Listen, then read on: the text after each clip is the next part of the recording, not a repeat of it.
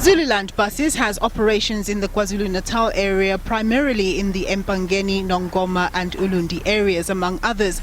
The company's founder, Sithole Sr., started the business with one bus in 1970, transporting people from the rural areas into town to get the basics. 50 years later, the enterprise runs 80 buses with 4 depots and employs over 200 people. And now Sithole Jr. is setting his sights beyond KwaZulu-Natal, with his eyes set on the defunct intercity service Greyhound.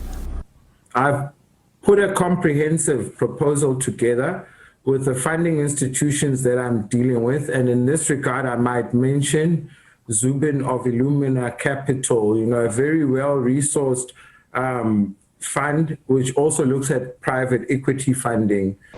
Greyhound originally shut down operations, citing a lack of demand which had been made worse by the COVID regulations in place, as well as a highly competitive landscape where competitors were in a position to seriously undercut on the price front.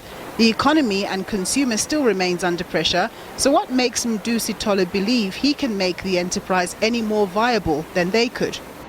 There's a lot in the service that can be readjusted so that it is a competitive business, and it is a competitive because the brand in itself, if you put Greyhound against any other form of transport and you say to the user, choose which bus you want to get onto, they'll get onto the Greyhound. Sithole says the emphasis will be on cutting costs where possible and even re-looking at whether some routes are no longer viable in order to run a tight ship and be sustainable. However, despite the COVID situation, Sithole is optimistic about the forthcoming summer holiday season. I do believe that long-distance travel is going to be more open now. You don't have to load the 70% things in here. So as we grow, let's say in another 3-4 months' time, when it's peak period, then people will be more comfortable to travel than they are at the moment. It's not clear how many other businesses are eyeing Greyhound as a prospect, but Sithole says the company in charge of Greyhound has given him a deadline within which to raise the required acquisition funds.